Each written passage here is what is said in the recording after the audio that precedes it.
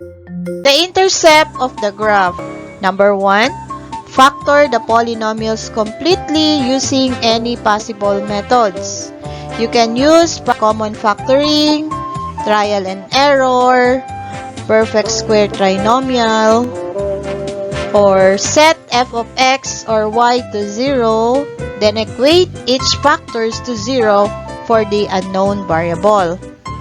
Number 2, apply the rational root theorem, then test all the possible roots using synthetic division and factor theorem.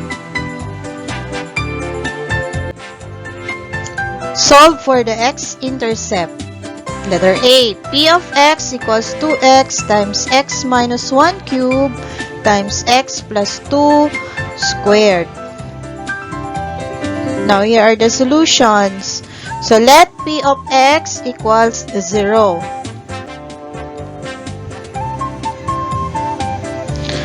Yung 2x, tsaka x minus 1 cubed, tsaka x plus 2 squared, paghihiwa-hiwalayin natin. So, 2 divided by 2 is 1 times x equals x. Then, 0 divided by 2 equals 0. So, our first root is 0.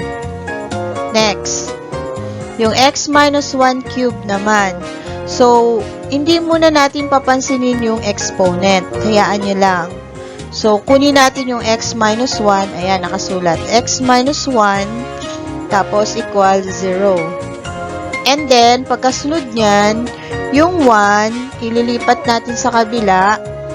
So, magiging 0 plus 1. So, 0 plus 1 equals 1. So, that will be our second root. And then, the third root, x plus 2. Ganun din. Yung x plus 2 equals 0.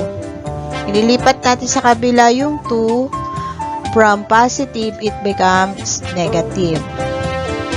Then, therefore, the x-intercept are, so ito yung una, 0, 0. Ayan yun. Tapos, una muna yung 1, tapos 0. And then, negative 2, 0. Again, the x-intercepts are 0, 0, 1, 0, negative 2, 0.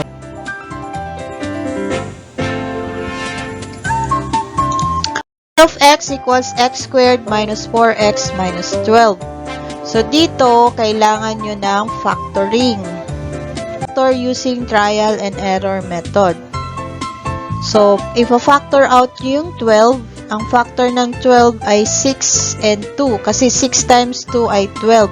At kapag minus mo yung 6 sa 2, ang sagot ay negative 4, which is your middle term. So, 0, again, p of x equals 0. So, 0 equals x squared minus 4x minus 12. Tapos, yung factor nito, that is x minus 6 times x plus 2.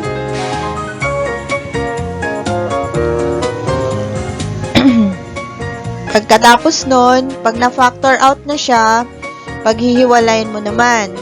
Yung x minus 6 equals 0. So, x minus 6 equals 0. Again, transfer 6 to the other side. So, from negative to positive. So, your first root is 6. Tapos, yung kabila naman, so, x plus 2 equals 0. Again, transfer positive 2 to the other side, it becomes negative. So, the roots are 6 and negative 2.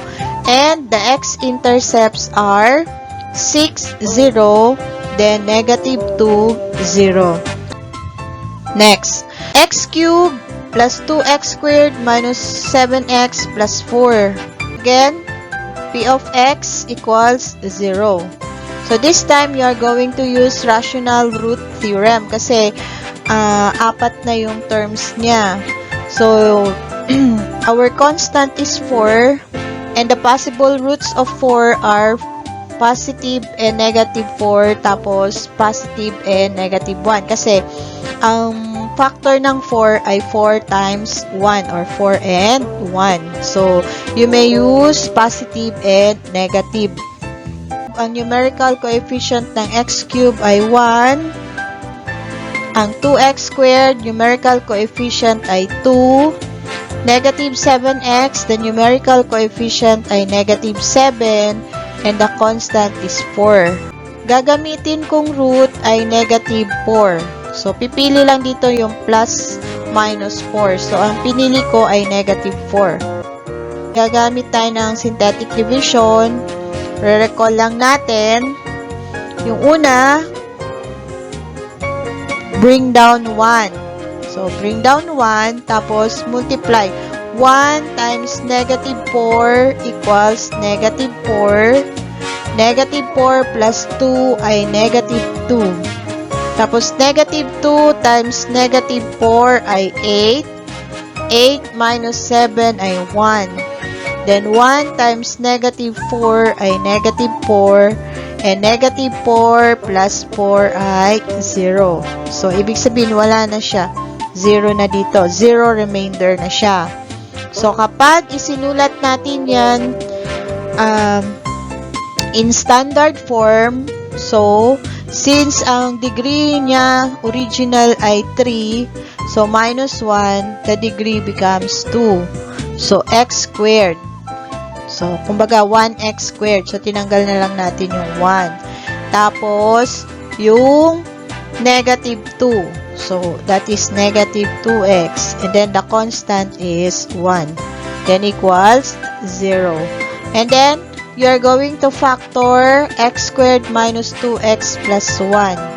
So, pag pinactor mo yun, that is x minus 1 squared equals 0. So, wag muna natin pansinin yung exponent. So, kunin natin yung x minus 1. So, ulit, yung negative 1, itatransfer natin sa kabila. So, negative 1 becomes positive 1. So, therefore, the roots are, or the x-intercept are 1, 0, at saka negative 4, 0. So, ulit, ito yung root natin, negative 4, at saka 1. Pag sinabing x-intercept, talagyan natin ng partner yon. So, that is negative 4, 0, and 1, 0. Pag tanong sa inyo, what are the roots? So, ang sasabihin nyo lang, negative 4 and 1. Pero pag sinabing, what are the x-intercept? So, you're going to say negative 4, 0, and 1, 0.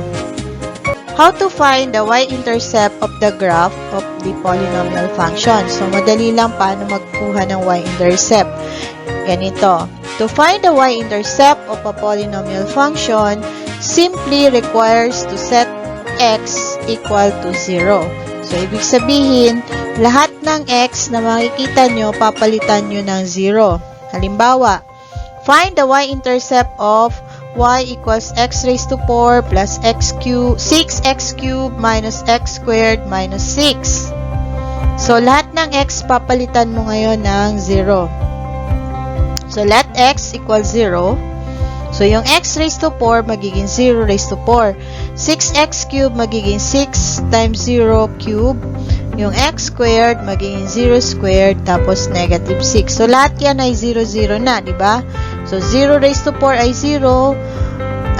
6 times 0 ay 0. 0 squared ay 0. So, 0 minus 6 ay negative 6. So, therefore, your y-intercept is 0, negative 6. Kasi ito yung x natin ay 0, kaya nandito. Tapos, yung y ay negative 6. Again, the y-intercept is 0, negative 6. Palagi lang tatandaan, kapag hinanap ang y-intercept, just replace x with 0 and then solve.